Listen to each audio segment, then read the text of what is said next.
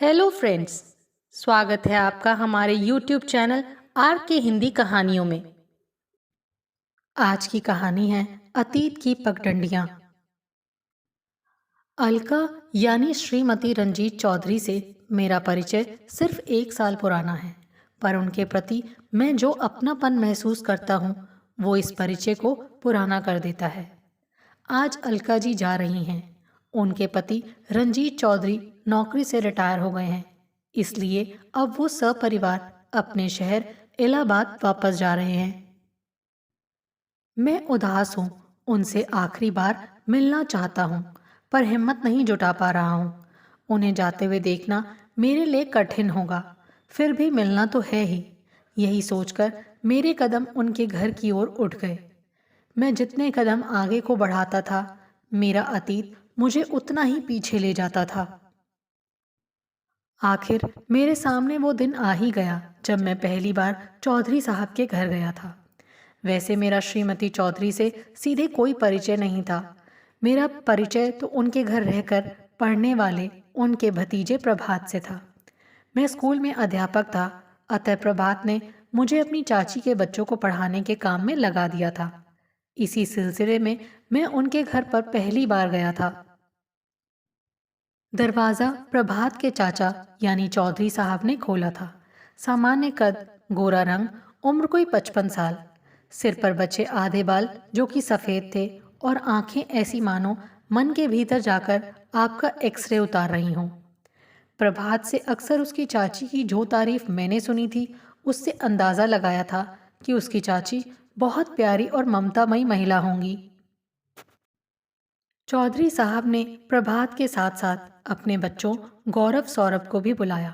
साथ में आई एक बहुत ही खूबसूरत महिला। प्रभात ने बताया कि ये उसकी चाची हैं। मैं तो चौंक पड़ा। मैंने उन्हें ध्यान से देखा। लंबा कद, गोरा रंग, छरहरा बदन, आकर्षक चेहरे पर स्मित मुस्कान, और उम्र रही होगी कोई 30-32 साल। अगर प्रभात मुझे पहले ना बताता तो मैं उन्हें चौधरी साहब की बेटी ही समझता। पहली बार उन्हें देखकर उनके प्रति एक अजीब सी दया और सहानुभूति का भाव मेरे मन में उमड़ आया था। और उमड़ भी क्यों ना आता, 30 साल की खूबसूरत महिला को 55 साल के आदमी की पत्नी के रूप में देखना, इसके अलावा और क्या भाव ला सकता था। मुझे उनके बच्चों को पढ़ाने का काम मिल गया। मैं हर दोपहर स्कूल के बाद उन्हें पढ़ाने के लिए जाने लगा था। उस समय चौधरी साहब ऑफिस गए होते थे और प्रभात कॉलेज। बच्चों को पढ़ाते समय वो अक्सर मेरे लिए चाय नाश्ता दे जाया करती थी। पहली बार मैंने मना किया तो वह बोली थी, कॉलेज से सीधे यहाँ पढ़ाने आ जाते हो, भूख तो लग ही आती होगी। थोड़ा खा लोगे तो तुम्हारा भी मन पढ़ाने में ठीक से लगने लगेगा। मैंने फिर कभी उनका चाय नाश्ता लाने के लिए प्रतिवाद नहीं किया था। श्रीमती चौधरी बहुत ही स्नेही और लोकप्रिय महिला थीं। मुझे उनके घर अक्सर उनकी कोई ना कोई पड़ोसन बेटी मिलती ही थी। कभी किसी व्यंजन की रेसिपी लिखती तो कभी कोई नया व्यंजन चखती। एक बार उन्होंने मुझसे कहा था, तुम मुझे बार बार श्रीमती चौधरी कहकर ये ना याद दिलाया करो कि मैं रंजीत चौधरी की पत्नी हूँ। तुम मुझे अलका कहकर बुला सकते हो। तब से मैं उन्हें अलका जी ही कहने लगा था। एक रोज़ मैंने उनसे पूछा, अलका जी, आपकी शादी आपसे दोगुने उम्र के इंसान से क्यों हुई? मेरे इस सवाल के जवाब में उन्होंने जो कहा उसे सुनकर मैं झेंप सा गया था। वो बोली थी, ये शर्मिंदा होने की बात नहीं है, जो सच है वो सच है। मैं एक छोटे से गांव की रहने वाली हूँ। मैं तब बहुत छोटी थी जब मेरे माँ बाप गुजर गए थे। मेरे चाचा चाची ने मुझे पाला पोसा था। उन्होंने ही मेरी शादी चौधरी साहब से तय की थी। उन्होंने ये तो देखा कि लड़का अच्छी नौकरी में है, अच्छा घर है, पर ये नहीं देखा कि वो मुझसे उम्र में कितना बड़ा है। और तब मैं भी इतनी समझ भी नहीं रखती थी कि इसका विरोध कर सकूं। तुम ये भी कह सकते हो कि मुझ में विरोध कर सकने की हिम्मत ही नहीं थी। अपनी किस्मत समझकर मैंने इसे स्वीकार कर लिया था। फिर जब मेरे जीवन में गौरव सौरभ आ गए तो लगा कि मुझे फिर से जीने का मकसद मिल गया है। और अब तो इतना समय बीत गया है कि मुझे लोगों की घूरती निगाहों, पीठ पीछे की कानाफूसी, इस सब की आदत हो गई है। हाँ, बुरा तब लगता है जब लोग मेरे और प्रभात के रिश्ते पर उंगलियां उठाते हैं। तुम ही कहो अनुपम, क्या मैं इतनी गिरी हुई लगती हूँ कि अपने रिश्ते के बेटे के साथ ही? छी, मुझे तो सोचकर भी शर्म आती है। फिर लोग कहते हुए क्यों नहीं झिझकते? तो क्या उनका चरित्र मुझसे भी गया बीता नहीं है? प्रभात को मैंने सदा अपना बड़ा बेटा, गौरव सौरभ का बड़ा भाई समझकर ही स्नेह दिया है। इतना कहते हुए उनकी आंखों में छलक आई दो बूंदों को मैंने देख लिया, जिसे वो जल्दी ही छिपा गई थी। मैं जानता था कि उनके मोहल्ले में श्रीमती चौधरी और प्रभात को लेकर तरह तरह की बातें कही जाती थी। कोई कहता कि उनका रिश्ता चाची भतीजे से बढ़कर है, कोई कहता प्रभात उनका प्रेमी है। जितने मुंह उतनी बातें होती थीं। लोग मुझसे भी पूछते थे, तुमसे श्रीमती चौधरी कैसा व्यवहार करती हैं? मैं झुंझला जाता था। कभी तो इतना गुस्सा आता था कि जी करता एक एक को पीट डालूं, पर कभी कभी मैं खुद इन्हीं बातों को सोचने के लिए मजबूर हो जाता था। श्रीमती चौधरी प्रभात को बहुत महत्व देती थी, हर एक बात पर उसकी राय लेती थी। कभी कभी तो चौधरी साहब की बात को भी काटकर वो प्रभात की ही बात को मानती थी। कभी कभी मैं सोचने लगता था, ये कैसा रिश्ता है उन दोनों का। पर फिर मुझे लगता कि अगर अलका चौधरी 30 साल की ना होकर 50 साल की होती और प्रभात से ऐसा ही बर्ताव करती तो शायद सब उन्हें ममतामयी माँ कहते। पर आज वो किसी और ही संबोधन से जानी जाती थी। आज मेरे सारे सवालों के जवाब मिल गए थे। मैंने अलका जी से कहा, मैं आज तक आपको सिर्फ पसंद करता था, पर अब मैं आपका आदर भी करने लगा हूँ। जो आपने किया वो करना सच में सबके बस की बात नहीं है। उस दिन मैंने एक नई अलका को जाना था, जो अकारण ही मुझे बहुत अच्छी लगने लगी। मैं उनके आकर्षण में खोने लगा था, जिसे मैं चाहकर भी रोक नहीं पा रहा था। मैं जानता था कि वो शादीशुदा हैं और 2 बच्चों की माँ हैं, पर इससे मेरी भावनाओं के आवेगों में कोई कमी नहीं आ रही थी। वो मुझसे उम्र में 4-5 साल बड़ी थी, फिर भी मैं अपने आप को उनके बहुत करीब पाता था। वो भी मेरा बहुत ख्याल करती थी। कभी कभी तो मुझे लगता था कि वो भी मुझे पसंद करती हैं। फिर अपनी ही सोच पर मुझे हंसी आ जाती और मैं इस विचार को अपने मन से परे धकेल देता। वक्त अपनी गति से बीत रहा था। शरद ऋतु के बाद अचानक ही कड़ाके की ठंड पड़ने लगी थी। मैं बैठा बच्चों को पढ़ा रहा था। उस दिन चौधरी जी भी घर पर ही थे। अलका जी मुझे नाश्ता देने आईं तो मैंने पाया कि उनके बालों से पानी टपक रहा था। वो शायद नहा कर आई थी। भरी ठंड में शाम ढले उनका नहाना मुझे विचलित कर गया। मैं कुछ सोचता उससे पहले ही मेरे कानों में चौधरी जी की आवाज़ पड़ी, इतनी ठंड में नहाई क्यों? अलका जी ने जवाब दिया, जो आग बुझा नहीं सकते उसे भड़काते ही क्यों हैं? इस जलन को पानी से ना बुझाऊं तो क्या करूं? चौधरी जी ने क्या जवाब दिया मैं सुन नहीं पाया। शायद उन्होंने टेलीविज़न चला दिया था।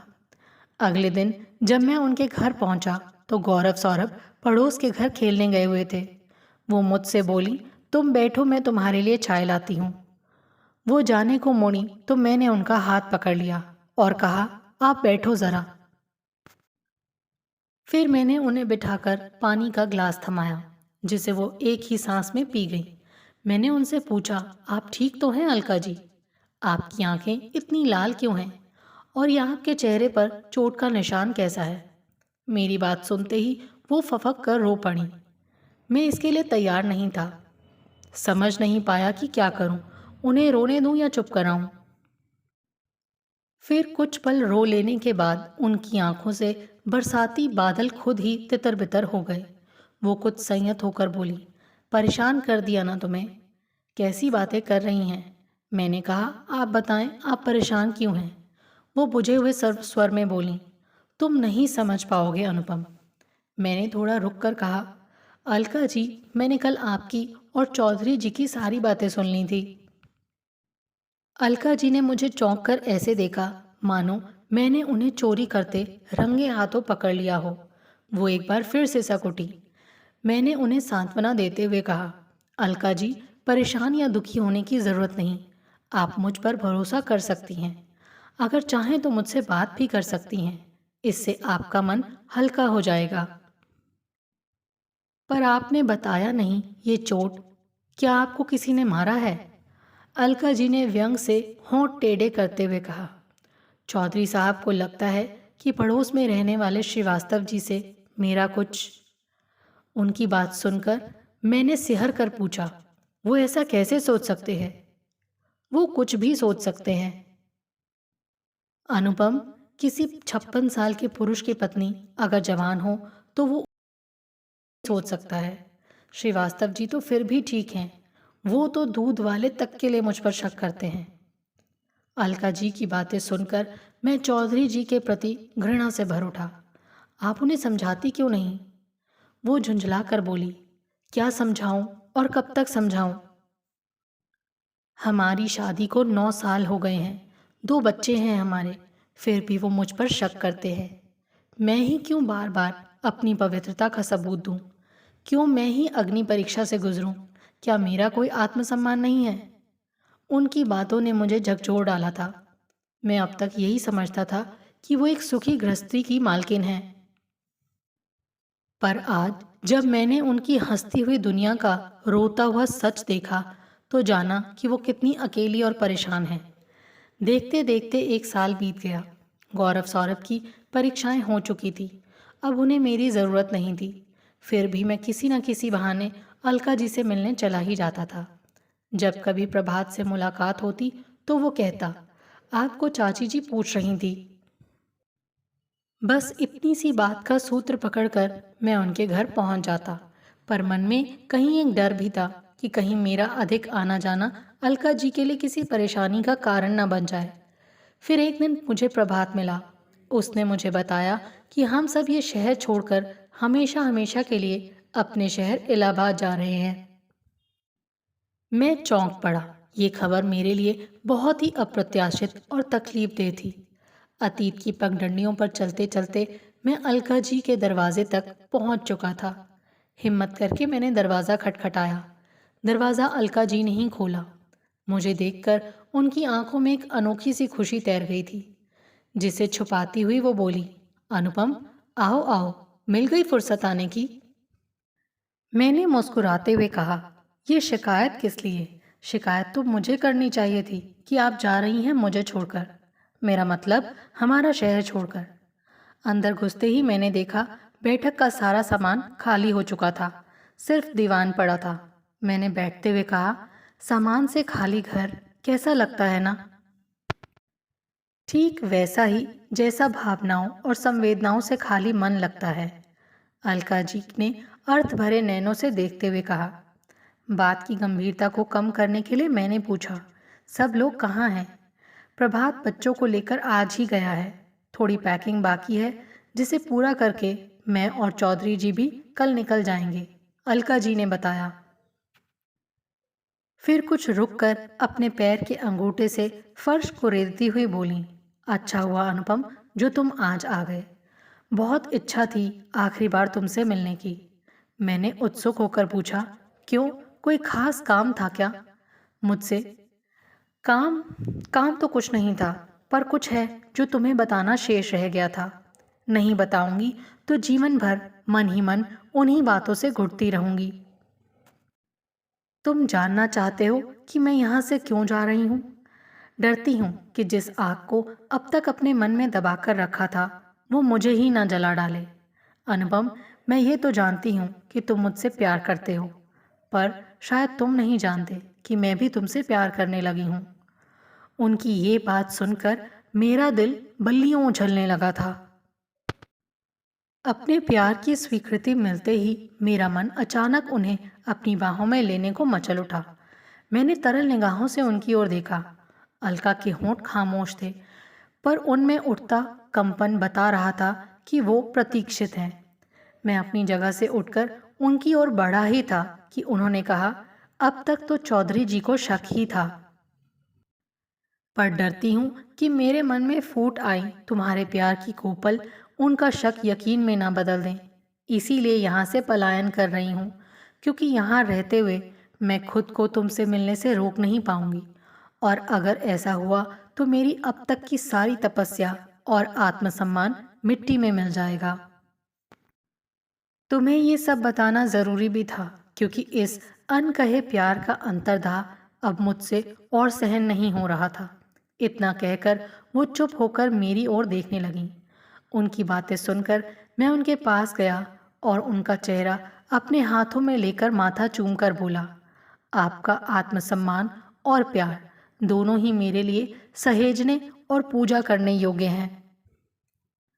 आपसे दूर होना मुझे भी अच्छा नहीं लग रहा, पर शायद ये सही है। ये अंतर्दाह हमारी नियति है। आपको हमारी ये कहानी कैसी लगी, प्लीज़ कमेंट करके ज़रूर बताइए। अगर आप इस चैनल पर नए हैं तो इसे सब्सक्राइब करें और शेयर करें। Thank you.